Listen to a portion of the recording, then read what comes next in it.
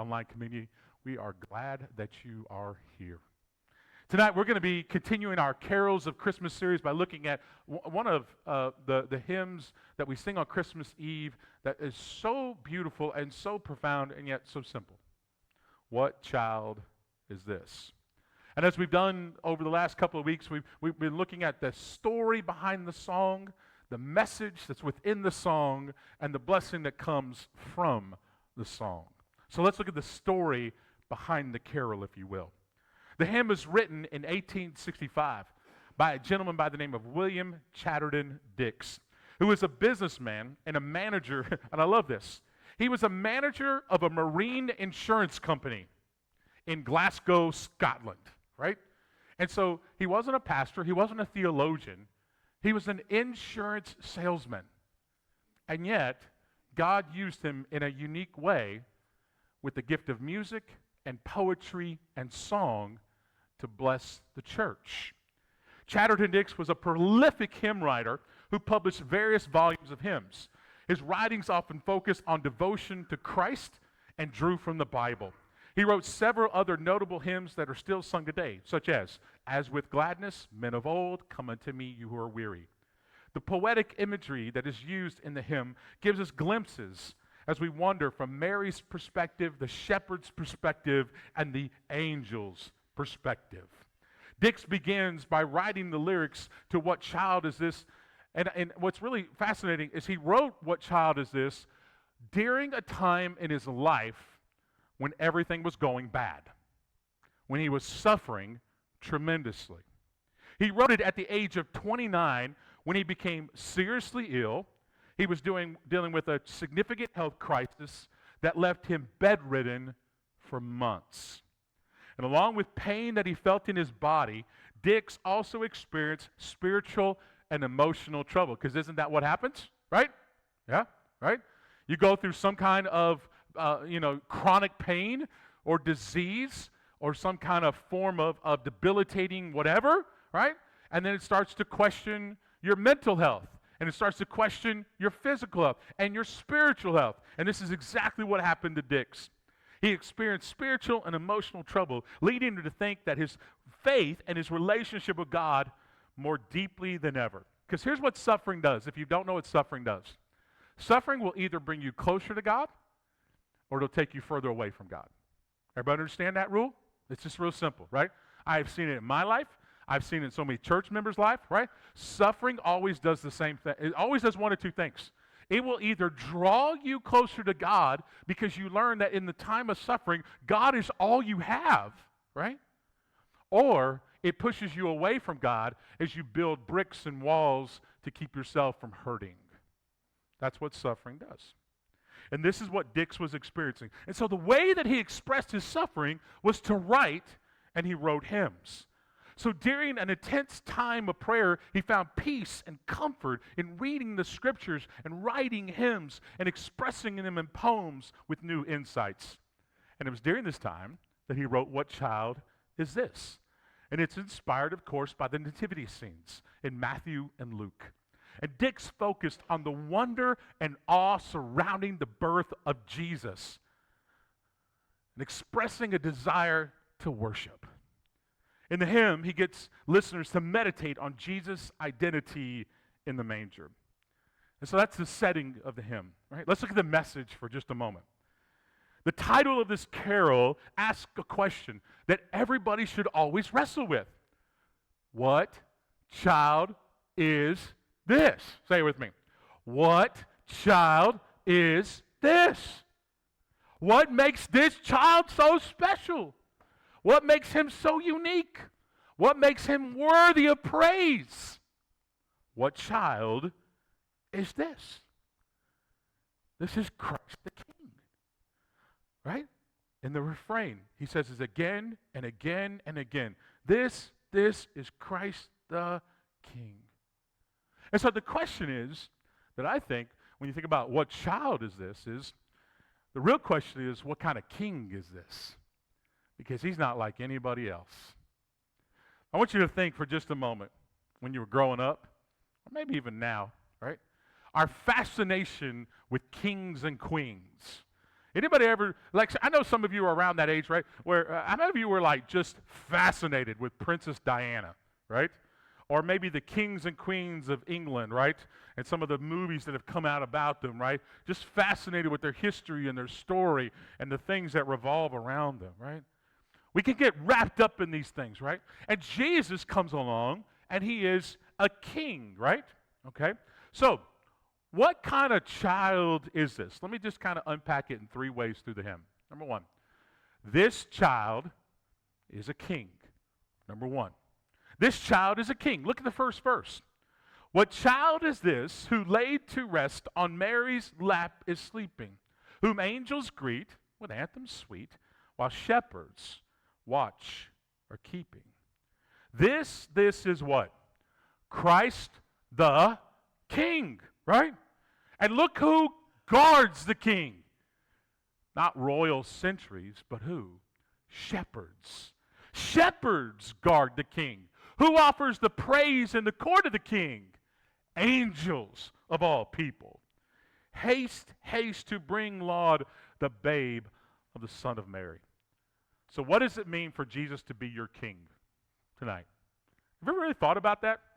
What does it mean to look in the mirror and go, Jesus Christ is my king? Right? To be his king means to be his subject.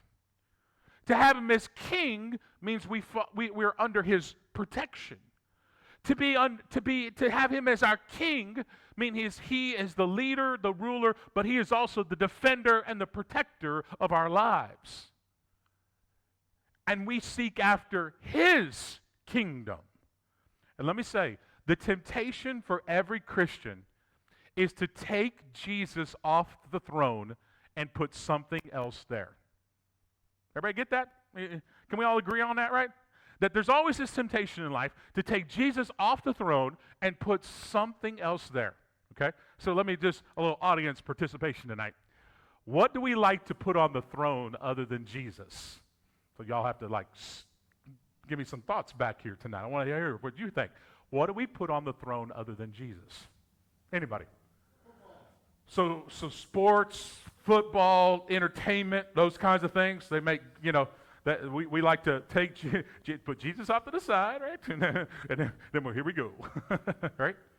What else? Huh? Money? Yeah. The pursuit of money, the love of money. Yep. What else? Children, right? Yeah. How often do we worship our kids, right? And they make terrible kings and queens. Because they'll tell you around all over the place, right? With no sense about it. Yeah, Kevin, what do we put in there? Yeah, like our devices, our entertainment centers, our Xboxes, PlayStation, all those kinds of things, right? Social media. What else? Anything else? One more. Food. I like that. What? Work. Yeah, there you go. So you kind of hit on most of the kings, right? And this is what we do. Is Jesus wants to rule as king, because that's the child he is. He comes as King of Kings and Lord of Lords, and we want to supplant him as king. But what gives him right to be king is that he does what only he can do. What only he can do. And that brings us to number two. What kind of child is this? Well, this child is a Savior. That's what he is. Look at verse 2. Why lies he in such mean estate where ox and ass are feeding, right? We come down out of the beauty of heaven, and now we're in a feeding trough. And if you've ever kind of looked up what this looked like, different people have different thoughts about what this feeding trough looked like. Some people put it in a barn that's out surrounded by hay, and it's kind of, quite quaint. But actually, I was looking at this one architect who drew a rendering of what houses looked like back in the day of Jesus. And the feeding trough would actually be in the living room. And so when you walked into the living room, the animals were on one side and the people were on the other side. And it's not really, I guess maybe kind of a makeshift wall, but the feeding trough would run up underneath the wall. So the people would put the food on the one side and the animals would eat on the other side. And that was the manger that was located right in the middle of the living room. And so it's a very interesting concept to think about what Jesus came down. And so he says, while lies he in such mean estate where ox and ass are feeding, good Christians fear for what? Sinners are here. Oh, well, that's indicting, isn't it? He doesn't say saints are here. He doesn't say good people are here. He doesn't say, oh, the best of the best, the cream of the crop are here. Who shows up to meet Jesus? Sinners. Sinners do. Me and you. The silent word is pleading. And then you get this really powerful, poignant image. Let's read this together, these next two lines. Nails, spear shall pierce him through, the cross be borne for me and for you. Let's read that again. Ready? Nails, spear shall pierce him through, the cross be borne for me, for you. Right? Oh, we have a Savior. That's what kind of child this is. That's what kind of child we're dealing with, right? One that would allow a spear to be ripped through his side. One that would allow the cross to be borne for me and for you. And then lastly, what kind of child is this? It's a child to be worshiped. Right? Listen to what the text says. So bring him incense, gold, and myrrh, composite king to own him. The King of Kings salvation brings. Let loving hearts enthrone him. Raise, say it with me, the song on high, right? Oh, that's an act of worship, isn't it? When you raise your voice, when you lift your voice up to the Lord, when you declare on high, right? Raise the song on high. The virgin sings her lullaby. I always wondered, every mom has a song that they sing to their child, right? Am I right on that? Hopefully I'm kind of right on that, right? Most moms have a song that that they'll sing to their child as a lullaby. Can you imagine what Mary must have sung to Jesus? Sleep, little God, baby, sleep, little God, baby. You're not crying because you're perfect. No, I'm just kidding. I don't know. The virgin's lullaby, right? But look at this praise. Joy, joy, for Christ is born, the babe, the Son of Mary, right? What child is this? Well, first we saw that the child is a king, right? The second was we saw he's a Savior. But third, this child to be born is to be worshiped. We are to let loving hearts enthrone him. That's an act of worship. We're to raise the song on high. That's an act of worship. We are declared joy, for Christ is born. That's an act of worship. Which brings us to the blessing of the carol. There are two blessings that I hope you'll take away tonight from singing this song, which we're going to do in just a moment. One is this. It answers a great question. What child is this? And it hopefully kind of jogs your memory for a moment because Jesus asks a very similar question. One day he's with Peter and the rest of the disciples, and the disciples are having a conversation about the work and life of Jesus.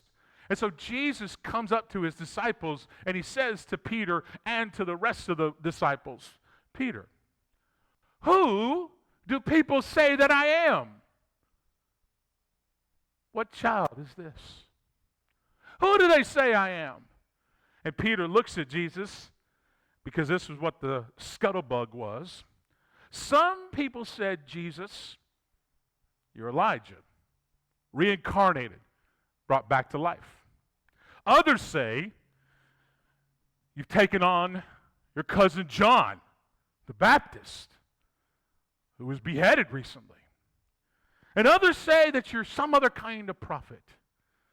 But then Jesus looks at him and says, what child is this? Who do you say that I am? And Peter looks at him and says, you are the Christ, the Son of the living God. That's who you are. And Jesus turns and he looks at Peter and he says, "Blessed are you. Blessed are you, Simon. And upon this confession, I will build my church." How does God's church grow? On a confession that our only Savior is Jesus. And that upon Jesus, our lives are built on him. Why? Because who is this child? He is the King, he is the Savior, and he is the one to be worshiped. But there's also a second blessing that comes. And I want to end with this. The second blessing is that we know that when we sing this song, there is something great that is right before us. There's an incredible scene, if you've ever read C.S. Lewis's The Chronicles of Narnia. There's a scene in C.S. Lewis's The Chronicles of Narnia when those loyal to Aslan are surrounded and they're forced into a small stable that they think contains an evil god by the name of Tash. Instead, they find another world, and Aslan's loyalists discover that with this stable, now watch this, its inside is bigger than its outside. And that triggers Queen Lucy to remark this, which is what I want to close with. In our world too, Lucy comes from our world. In our world too, a stable once had something inside that was bigger than our whole world. There's something bigger in that child. Let's stand, brothers and sisters.